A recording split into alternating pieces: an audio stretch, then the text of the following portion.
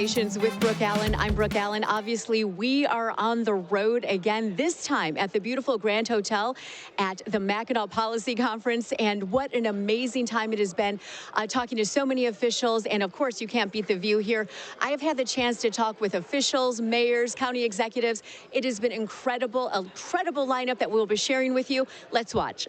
Hey, Brooke Allen here. I am hanging out at the Grand Hotel for the Mackinac Policy Conference for 2024, and I'm with Congresswoman Elissa Slotkin, and thank you so much for stopping by. Thanks for having me. I appreciate it. So you just released your TV ad. I did. Our first TV ad of the Senate race. Yes. Came out yesterday, and it just sort of introduces me to people who may not know me. In your area, lots of people know me, but outside of, up north and everything, it's just, and it's a little bit about my biography and just working for two presidents, one Democrat, one Republican, service in the CIA, just kind of what my life is. Your resume. Yeah, a little bit, or just what drives me to run, just service. You are like a lifelong public servant. Yeah, it is something, I'm what's called a 9/11 baby. I happened to be in New York City on my second day of grad school when 9/11 happened. Okay. And it changed my life, and I wanted to get into public service, and I got in, and I've never gotten out. So it's just sort of explaining, if you're going to elect a new senator in your state, one of two senators,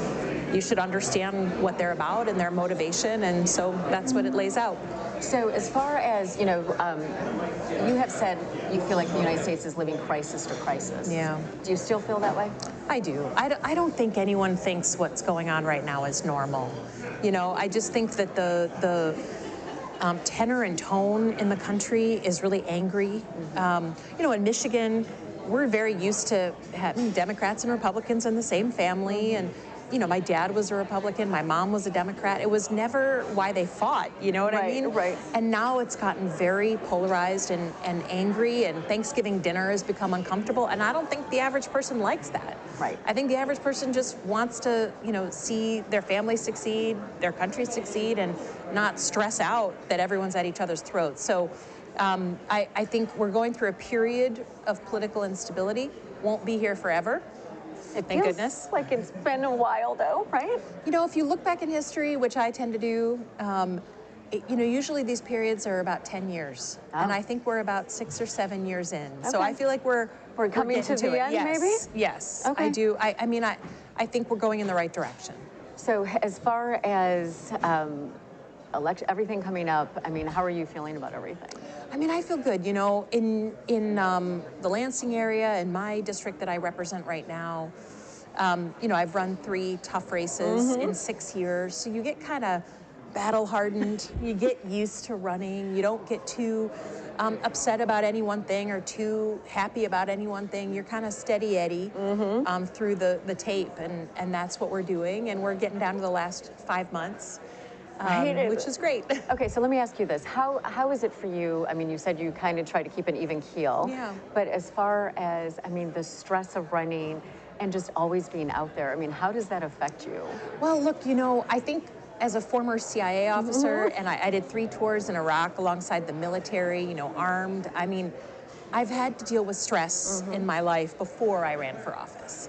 So maybe that was just a precursor to running for office, right? It certainly helps. It toughened you up. Yeah, it toughens you up, and it also helps you keep things in perspective. To be honest, a lot of my peers will do anything to win their election. And I think once you've, been in places like Iraq and seen real consequences of things, it gives you some perspective that, you still, no matter what, it's just an election. And, we just had Memorial Day, and I had friends that I lost in Iraq, and their families are never getting them back. Politics is important, but it's not everything. So what, I know one thing that's super important to you, middle class, right? And how do you get that message out that everyone matters? Well, look, I think in Michigan, we invented the middle class, right? We invented this idea where you could work on a line in an auto plant and afford the car you were building. Right. Radical concept. My grandfather did. Yeah. And that was a key to the middle class. A good job with benefits, a union job often. And it was, to me, that idea that you could be anyone from anywhere, and get that middle class life is as American as apple pie. And right now it's gotten harder for people to get in the middle class or stay in. Or stay in the middle class. We know a lot of people, right, where maybe dad and granddad were in the middle class, but they've fallen out. That sense of anger and grievance is real when you can't provide for your kids what was provided to you. And so I'm just a really big believer that the middle class is the absolute center of gravity in the United States, and we just have to be a place where you can get in. And I'm going to work on policies and sort of obsess about policies that help us build that middle class, build it back. Build it back, right? So as far as one other thing, and I have 12-year-old twins, and so I know kids are important to you and keeping them safe. And that is an ongoing issue, I think, for everybody. As far as, how do we keep them safe? And how do you, how do you see that, or how do you fight for that as well? I mean, look, the thing that was just here at Mackinac, right before I came to see you, a woman grabbed me and she said, "You don't know me, but I'm a mom and I live in Oxford, Michigan. And my son was at the high school during the shooting, and my stepson was at Michigan State during that shooting." And we called a ton of families who had children not just in one shooting, but in two in a span of 18 months. And look, in Michigan, many of us, including myself, we grow up with guns, right? I mean, it's part of our, I have only good memories of learning to shoot skeet with my dad and target practice with my brothers. We have to break this idea that you either are a gun owner or you care about kids being safe in schools and communities. We need the gun owning community, who is, for the most part, 99% of gun owners don't want their gun used for anything other than having fun, and enjoying themselves. We need to reframe the issue and say, look, gun violence is the #1 killer of children in America under 21. In America, by suicide, by accident, in our communities, in our schools. Normal societies attack the thing that is harming our kids. When you and I were growing up, #1 killer of children was car accidents, right? Because we didn't wear seatbelts as much. We didn't use car seats as much. You'd have a small accident, a child would fly through the window and could get killed in even a small accident. So what did we do? We passed federal laws and state laws and some regulation. And then we taught ourselves how to wear seatbelts, right? I mean, I got a gold star in 3rd grade if I wore my seatbelt. I think we need to attack the issue of gun violence the same way we attacked car accidents in the 80s. It's just, if something's killing our children, we can't just turn away from that. Right. And the fear is real for kids. Very real. I mean, my kids, they're in middle school now, and there's numbers on the windows, so you know what room they're in. And as a parent, it's scary. It's terrifying. Right? Well, the thing that I noticed, and actually the Michigan State students taught me this. We were at an event after the shooting at Michigan State, and they said, raise your hand if you've ever done an active shooter drill when you were in high school. And of course, all the young people raised their hands. None of the people my age, certainly no one older. Maybe you did a tornado drill or a fallout drill, depending on your age. Right. But I didn't do that. No. And so the people who are making the rules and running everything have never had the experience of even doing the active shooter drill the way I know your 12-year-olds have. Yes. So I just think, one of the things I've been supporting is let's have a parent-teacher night and have the parents experience the active shooter drill and feel what that's like, because we'll all see how insane it is that we're telling our 12-year-olds to run, hide, and fight. Yeah. I mean, it's insane. So I just think common sense should take hold here. No one, doesn't matter what political affiliation you are, no one wants their children harmed in school. And no one wants them traumatized by just doing these drills that they have to do. Exactly. Yeah. Well, listen, thank you so much for joining us. I know we're at a lovely place. Beautiful weather, right? Amazing. Perfect Michigan. Perfect pure Michigan. It is pure Michigan all the way. Totally at its best. It's awesome. At its best, and always a pleasure to speak to you. So thank you so much. Thanks so much. We are at the Mackinac Policy Conference, of course, on the Grand Hotel porch, and this has been a pure Michigan event for everybody here for the Mackinac Policy Conference for 2024. This is Caffeinated Conversations with Brooke Allen. So many more interviews coming up. Thanks for being with us, and let's watch this one. Well, it is another fabulous day here at the Mackinac Policy Conference, of course, at the Grand Hotel. And I am lucky enough to meet Kim Trent in person. She is the Deputy Director of LEO. And Kim, what is LEO? Tell me what that is. LEO is the Michigan Department of Labor and Economic Opportunity. It's a fairly new, every time there's a governor, it seems like there's a name change for this department, but people add on or take away. But it's one of the more important departments in state government because we have everything from the Labor Bureau, so making sure that workers are getting everything that they need and that employers have assistance, to the unemployment insurance agency. It is unemployment too, UIA right? is part of us. We have our employment and training, so all of the programs that we have to make sure that we are moving Michiganders into kind of 21st century jobs. Right. That's part of the work. And then I run the Prosperity Division, which is, I know, right? Prosperity. I know. What does that mean? That's in my title. I'm the Deputy Director for Prosperity. So right. So so what does that mean? So I have in my portfolio things like the Michigan Poverty Task Force. So really trying to be intentional about state policies to address poverty, to lower the rate that we use is the ALICE rate, asset limited, income constrained, and employed. So those working Michiganders, people who go to work every day but cannot make ends meet. And so, we really have 14 State Department directors at the table to try to come up with because, a lot of times in state government, people work in silos. And I have something going on in the Department of Health and Human Services, and then something going on in the Department of the Secretary of State's office, but there's not that collaboration that needs to happen. And so that's why I'm really excited about the task force. We've had 64 recommendations so far. We're actually going to be putting out another report soon with policy recommendations for the governor. So, people hear about, they're trying to do all this hard work and lift the lower class, middle class, and help Michiganders. Right. But, I mean, you guys really do. You do the work, but with the economy and everything going on today, people are skeptical sometimes. They are, but I have to tell you, COVID, I started this job 2 months before COVID started. Oh, you did? I did. So it was an interesting time because, obviously it was a very stressful time for particularly people who are just barely making it. But there were all kinds of governmental supports. And so it kind of showed us the way forward, how we could be really supportive of people.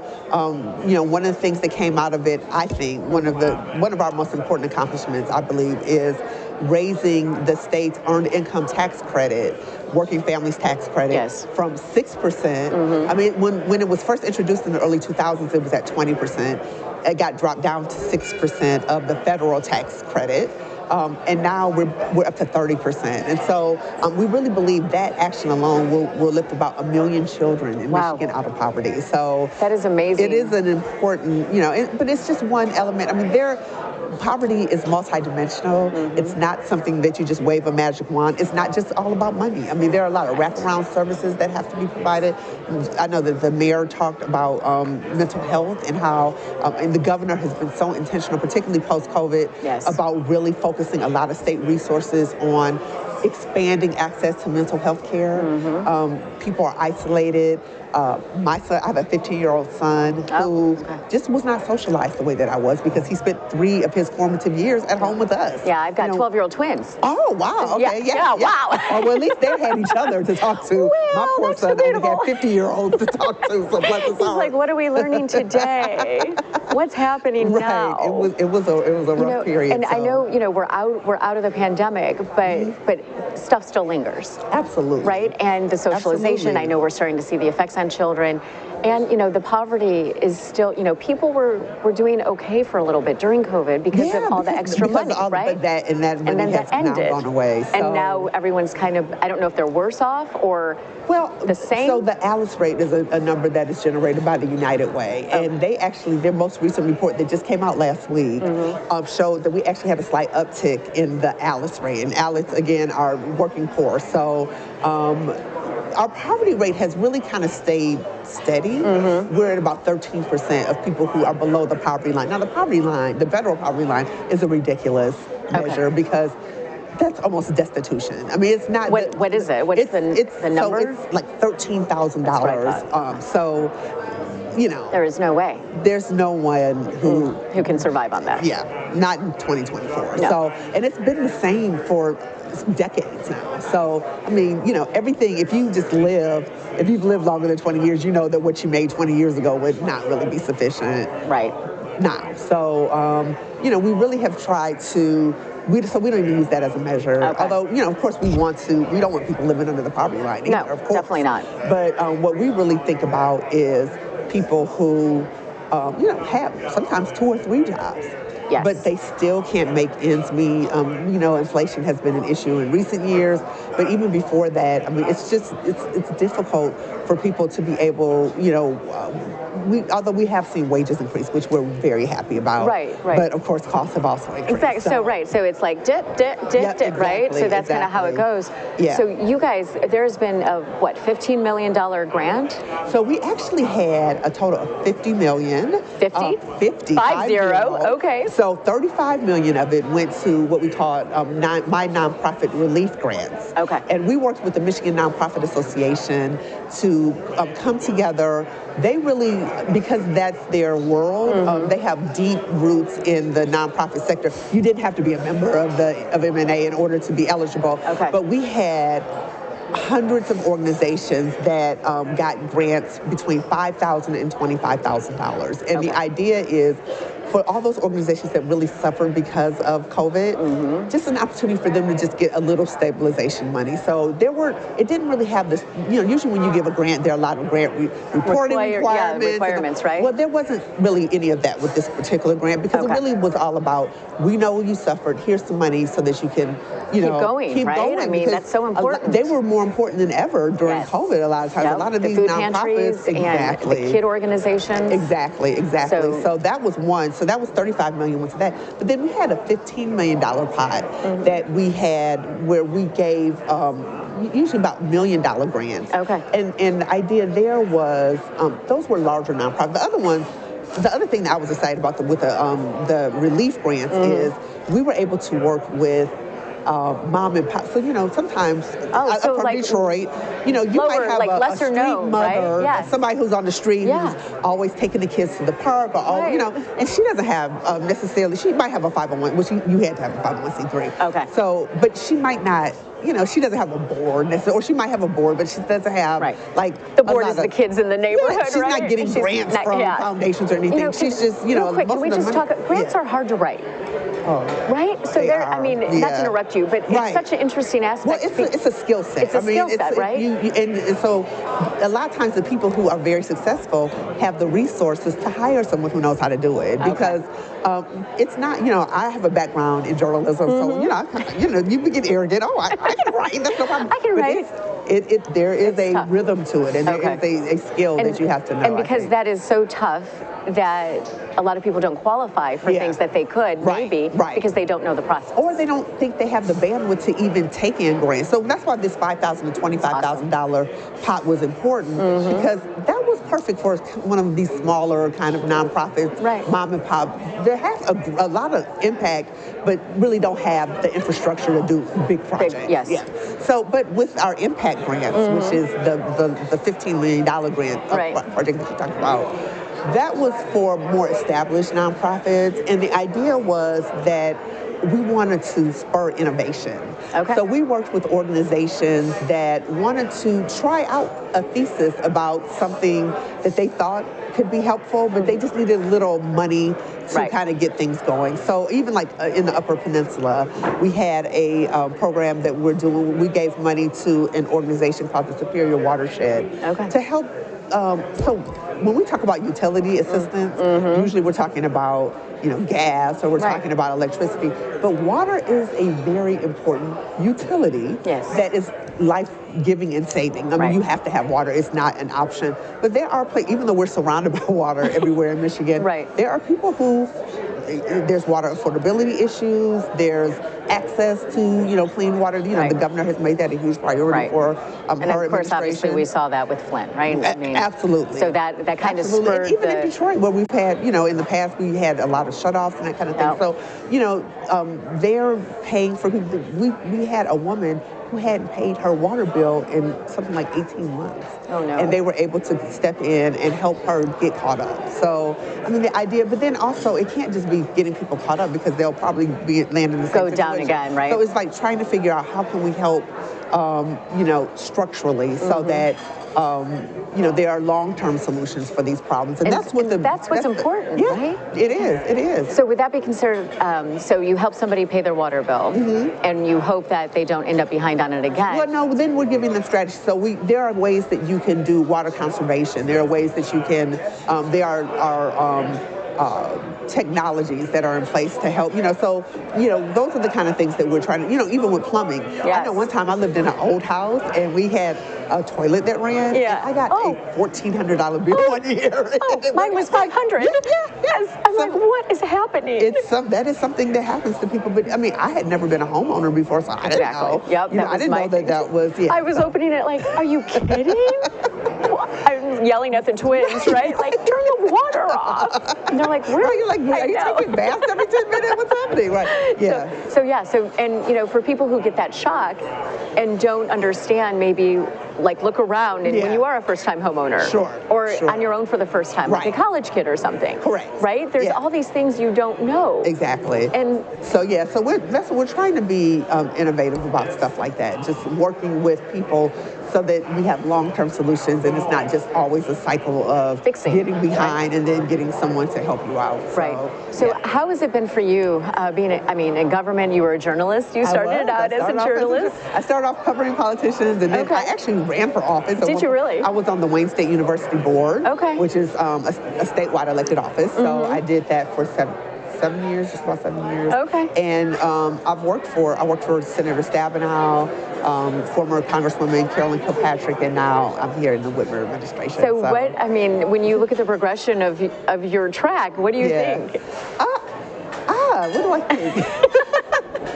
I feel that I'm very lucky. First of all, I feel as though I work for Governor Granholm too. I'm forgetting someone. I forgot about I'm forgetting the governor. I was actually a member of the governor's cabinet, so I don't know how I forgot that. But, I think that I work with extraordinarily talented leaders. And a lot of my approach to service, I think, was born. I've always cared about people, I think that's why I went into journalism. I think people malign journalists. Get the information out. The three, I think that I always laugh because I said the three professions that I think are maligned the most are journalists, politicians, and maybe lawyers. So I'm not a lawyer. I'm 2 out of 3, right? Yeah, maybe I'll go back to law school so everybody can hate me. But no. But I also think all of those professions have the potential to be incredibly impactful, incredibly important, and make positive change. So I think having started as a journalist covering politics, I really learned a lot of what I don't like and what I thought was important and, ethical considerations and that kind of thing. So I always tell people I think journalism is the best first career for anything you want to do in life because it teaches you so many important skills. Like I actually used to be painfully shy. So and you have to get out there and ask those questions. It's tough sometimes. I had to ask the questions of Coleman Young. That was my first job was covering. So trust me, I definitely grew up very quickly. I was 22 years old. You're like, not shy anymore. I got over that really quickly. I got over that really quickly. It has been a pleasure to talk to you. You too. Thank you so much for the invitation.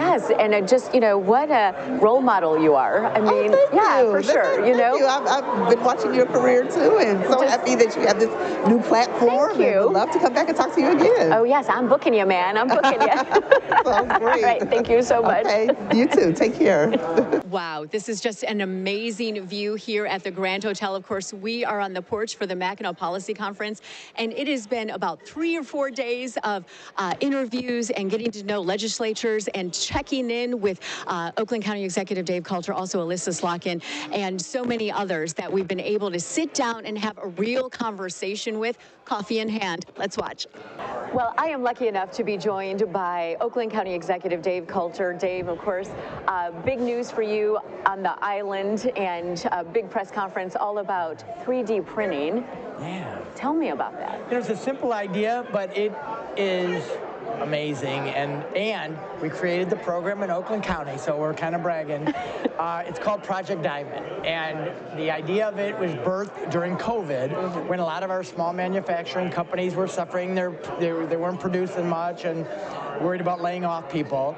So instead of just giving them money to keep the doors open, we gave them 3D printers, and we tried to convince them, and we have convinced them, that if you use these printers to make some of the parts that you make now, two things will happen. Number one, the cost will come way down. Okay.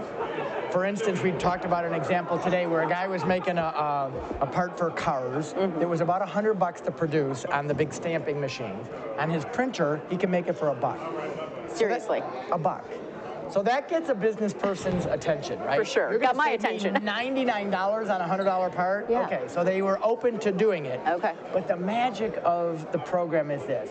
The computer that he has, the 3D printer that he has, is connected to other 3D printers. They can all work simultaneously together. So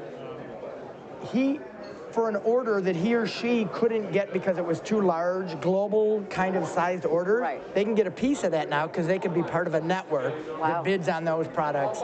And so not only do their costs go down, but they can compete for more contracts.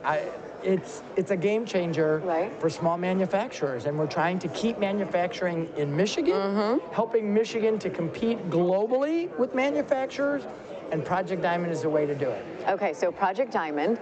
And I have this handy little pen here that says always moving forward. Yeah. And that's kind of what you think of when you think of Oakland County, right? That's become kind of our theme, is just let's keep pushing forward. Everything's not going to work. Everything won't be perfect, but let's just keep pushing forward. Sometimes my staff will say, another idea, Dave, another thing. And I'm like, look, we didn't come here to keep the seats warm. We came here to sort of push our county forward because these are tough times, and Michigan, I feel like, is at this precipice of we could continue to be arsenal democracy, the leading innovative state that we used to be, or we could continue to keep falling behind. And it's up to those of us in leadership now to keep pushing Michigan forward. And so I'm really proud that the governor saw this program that we did and said, this is what we really announced this morning is we're going to take your Project Diamond project and take it statewide. This will work for manufacturers all over the state. All over the state. So it's not just, you're not just keeping it in Oakland County. So today we expanded it from Oakland County to statewide. To Wayne and Macomb were there with us because they're going to go get in on the program. Okay. And the governor wants to take it statewide. And that's amazing. I'm really proud of the fact that she saw the value in it, and that it was birthed in Oakland County. So very proud of that. So when you think about Michigan, and you said, you know, always pushing forward or stay behind, where do you think we fall right now? It depends on the category. Some things we're falling behind. Okay, give me an example. One of them is population, and obviously that was a big topic of conversation up here on the island last year, and then a big report was produced, and I don't want that report to just collect dust on a shelf like a lot of reports do. Right. It's important for Michigan to grow, and we're not growing at the rate of other states, and we need to. We need talent. So what can we do? One of my favorite pieces in that report that I feel passionately about is transit. Young people want other transportation options besides a car, right? Yeah, you've been talking about this for a long time, right? 20 years. Yeah. But we're at a point now, I think, where people are finally getting serious about it. Okay. So let's do transit. Let's do affordable housing, because it's gotten really expensive for young people to stay here or move here. Right. So let's talk about affordable housing. Let's talk about transit. Let's talk about these things. And I would also throw in immigration, because the only reason Oakland County is growing is because of foreign-born residents. You live in Oakland County. I do. Know it's a very diverse place. It is, very much so. Indian community, Chaldean community, Jewish community, a very diverse place, Asian Americans, and we need to encourage more of that. We need them to come to Oakland County and help us grow and prosper. So how do you envision that happening? That one's tough because immigration has gotten so political. Right. It's got caught up in the whole Washington, D.C. narrative of illegal immigrants and all the like. Right. I think we need to change the narrative to say immigration can be a great thing. We're here because our forefathers were immigrants, right? Yes. How do we encourage the immigrants of tomorrow to come here in a legal way, in the right way, with the skills that we need to help us compete as a country in the 21st century? That's the way we should be talking about immigration. Right. So what do you think of, if you had one thing right now that you could change in Oakland County, what would it be? Wow. You know, I mean, we don't need like a single, none of these projects or problems really have a silver bullet. I've been at this too long to know there's no silver bullets. If there are, somebody would have thought of it by now. Sure. It's what we just said. Just every day, try to keep moving forward. Try to tackle these problems. New problems will come up. New opportunities will come up. Just keep pushing forward. We can't get discouraged, and it's easy to get discouraged. The political climate is crazy. The social climate can be nuts, but I'm an optimist and I'm collaborative, and I'm willing to work with anybody of any party or any wherever that wants to try to work on problems together. So it's not a single thing. It's just every day being willing to sit down and talk and move forward. It's the pen. Everyone needs a pen. Even well, it's always a pleasure, Dave Coulter, to talk to you. Thank you. It's, I knew you as mayor in Ferndale. You did. And we had some good coffee. Yes, we had some good coffees good together coffees then. Together then. Good coffees together It wasn't now. just fine Mackinac China, but it's beautiful. It's so beautiful. So one more question. All right. All right. Any future political goals for you? Well, I'm up for re-election this year. Yeah. So my immediate goal is to get re-elected. Okay. I hope I've done enough to convince the voters of Oakland County to give me another 4 years. So that's what I'm focused on. So that's your focus. Yeah. Yeah. And then we'll talk in another 4 years about where you're going We'll then. talk next year. Yeah. Okay, awesome. Right. Thank you. Thank you, Dave. Thank you. And of course, at the Mackinac Policy Conference being held here on the Grand Hotel over a 3-day period, it has been an amazing time. And of course, we have talked to so many officials. Of course, we just shared that interview with you, and we've got so many more coming up. And let's check this one out. Well, we are at the Mackinac Policy Conference at the Grand Hotel, and I have been able to meet so many different people, from officials to David Miller, who is actually the president of the University of Michigan Health System. And Dr. Miller, thank you so much for joining us. And let me just say, what a huge job that must be. Thank you, Brooke. I'm thrilled to be here and really enjoying the Mackinac Conference.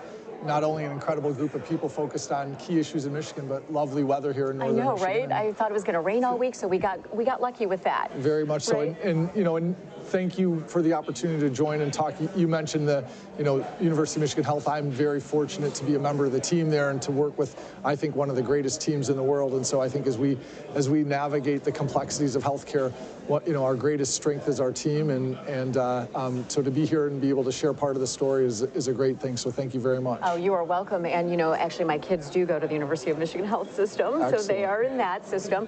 I will disclose that in full transparency. But you guys are obviously statewide, worldwide at times, right? But you have partnered with Sparrow.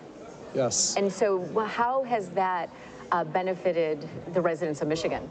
Yeah, thank you. It's a great question, and I think this growth that's happened at University of Michigan Health, Michigan Medicine, is not dissimilar from what's happening in many other health systems inside Michigan and outside Michigan and in other academic medical centers. But what I think is really important is we view this as very mission driven. Our mission is to advance health to serve Michigan and the world. And so we've had to ask ourselves over the last 5 or 10 years, how do we help the care delivery, the tremendous expertise at Michigan Medicine reach as many patients and communities as possible? And one of our challenges, quite frankly, has been that we're extremely busy in Ann Arbor. Yeah. Our hospital is very busy. We operate at a high occupancy. There's a lot of demand to be seen in our clinics. So we've asked ourselves, how do we achieve the ability to provide the right care in the right place at the right time for as many patients and communities as possible? And one way to do that is to expand. Okay. And we've done that through partnerships. We have very productive and outstanding partnerships with Trinity Health in Southeast Michigan and in West Michigan, and also through what we're calling full integrations with other previously independent health systems. So University of Michigan Health Sparrow in the Lansing and Mid-Michigan area, and University of Michigan Health West in Grand Rapids. And what we think is key is that across that entire system, can we bring more services and programs to patients so that they can receive the care in the community where they live? and the need to drive, for instance, to Ann Arbor becomes less and less frequent because we're expanding services in a way that are high quality, safe, and meeting the needs of patients in the communities. So I will tell you that we go to a U of M pediatrician. They are in Howell. Yes. I live in Berkeley. Howell practice well. I live in Berkeley, and so we do that drive because we don't want to change doctors. And to patients, that means a lot, right? I mean, I'm willing to do the drive in rush hour traffic on 96 to get the kids out there because I love their pediatrician so much and don't want to change. And so that speaks to that kind of, right? Absolutely. Well, first, thank you for being part of our family, and I know the practice and how just outstanding pediatricians, and I think what you describe is exactly what we're trying to make a bit easier. So, on the pediatric side, for instance, we've started in partnership with Trinity some expanded pediatric subspecialty services in Oakland County in areas like orthopedics and urology and cardiology. So again, trying to reduce that need to drive back and forth to receive the services. But another good example is our recent announcement of a facility that we'll be working toward in Oakland County at the site of the former Kmart headquarters in Troy. Oh, in Troy, right? And so, you know, as you described, Brooke, we know that there are about 180,000 patients who in any given year drive from Oakland or Macomb or Wayne County over to Ann Arbor for an appointment to talk about their diagnosis and treatment plan. Well, for many of those patients, the recommended treatment would require return and repetitive visits to Ann Arbor, and that's a big challenge. It's a challenge for families, it's a challenge for our patients, and by moving services directly into the community, think about a patient with cancer, for instance, who might need chemotherapy or radiation therapy. By us now providing those services in the community, just as you said, you don't want to leave the practice in Howell. Patients don't want to leave the doctors at Michigan Medicine, and by bringing that closer to home, we think we're going to add a big impact for patients' experience and for access to these really high-quality services. So we're excited. That is exciting, and I had forgotten about the Troy because I remember hearing about it and thinking, oh, maybe. Yes, so we're looking forward to being a partner in Oakland County and for Wayne and Macomb County, just as we've been in the greater Ann Arbor area for a long time. Yeah, that's amazing. And you know, I know a lot of times, and especially after the pandemic, that it was a problem getting appointments. Yes. Right, and I know that that is still an issue with phone systems and patients knowing even the right number to call. Yes. You know, so any idea how to navigate that, or any helpful hints? Well, thank you for raising some issues that are really important and really visible to our patients. And I'll say it this way: our strategic priorities at University of Michigan Health are referenced in this concept of building our base, or BASC, where the B is belonging and inclusion, A is access, S is safety and quality, and E is experience. And that access part speaks a lot to what you're talking about. How do we make it easier for patients to have their first visit and then to have their follow-up care needs met? And so we're doing that in a number of ways. One is we have achieved improvements in our call center that you referenced, the time by which the phone calls are answered and the issues resolved. We're seeing progress. We're always improving and always have further opportunities for improvement, but there's a lot of work in that area, and we're measuring our performance, working with our local teams to hold ourselves accountable to continued improvements. I think it's also important we're starting to try to use some technology. We're looking at ways to expand self-scheduling for patients. Now, it's not widespread right now, but we're understanding the opportunity and starting to think about how we might pilot some opportunities there. And we're looking at ways that AI might be useful. So, for instance, a lot of our patients will reach out about medication refills. If they're routine, can we find ways that we can use innovative AI technology to move those forward in a way that not only helps patients, but also reduces some of the burden that our team members see on all the electronic communication that happens. So work in progress. Thank you for sharing that feedback. And, I'm sorry. And I can promise you that our team members are asking me and others the same questions. How are we going to continue to make this easier and more accessible for our patients at every level? And I appreciate that. Thank you. I didn't mean to put you on the spot. No, these are important questions. But you mentioned AI, and I know that I've done many interviews where AI in the health system now, and in the operating rooms, and just overall. So and U of M is such a cutting-edge facility. So where do you see AI in the future? Yeah, it's a great question. I think you know, there's so much promise with AI, and there's so much we're still learning about where it can be applied and how to make sure it's, you know, particularly in clinical care, how to make sure it's safe and that we're getting the best answers for our patients. I think there are a couple key areas. One is, I think AI offers great promise for this really important issue of healthcare, which is the well-being of our team members. And I'll give an example from University of Michigan Health West, where they've implemented an ambient AI technology, where when the physicians sit down in their office with their patient, they can have a conversation without looking at the computer. It's actually then is documented using AI and translated directly into the clinic note. And I was a skeptic the first time I showed up. I went to the office with one of my colleagues who was examining a patient with knee pain, and I said, let me see what this note actually looks like. Well, it turns out it's actually an excellent clinical note that reflects what the patient, it reflects the history and physical exam, and it was completed, within minutes of the visit without a lot of work by the physician. So we're looking at ways that AI might help well-being. We're also looking at ways that it can help us with our access. So we know that some patients can be safely taken care of in an outpatient surgery center versus the inpatient hospital, but can we use predictive AI to help us safely identify those patients? Right. Working really well. And then third is, I think, important areas of predicting patients who might respond to the best treatment. So for instance, who might have a severe infection that requires aggressive resuscitation, a condition called sepsis. So the AI impact, I think, is going to be from well-being impact to operations impact to choosing the right treatments for patients. It's an exciting time, and we're focusing a lot of energy in this area. So as far as, you said it's exciting, but is it a little bit, because a lot of people are skeptical. Yes. So is it a little bit unnerving too at some points, because it's kind of like, okay, well, we have to make the right decision, but you're obviously doing the research. Absolutely, and I think this is where one of the great opportunities and challenges with AI is what are the parameters you have to be put in place before something can be implemented, right? It may be a little bit different in a concept of a business operations where you're automating a process that's done all the time, like something related to billing, right? Right. That's very different than taking a new set of data from AI and then using that to change how we treat patients. There you need kind of careful assessment, research, almost like a continuous improvement loop to make sure that the intended effects are being achieved and unintended outcomes are being avoided. That is where I think there's a lot of careful thought. You need a good governance structure, you need transparency in the data, and we're working to build that at U of M while learning from others who are doing it well as well. And there's so many collaborations now in the medical field.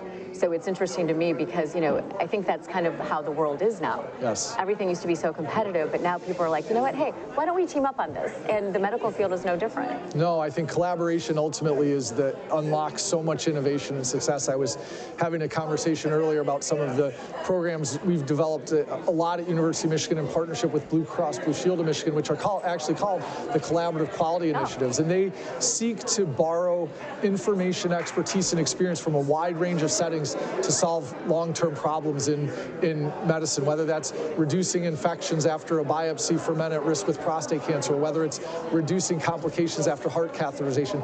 Collaboration is at the key to all of this, and it's one of our key areas of focus at University of Michigan, so thank you for calling that out.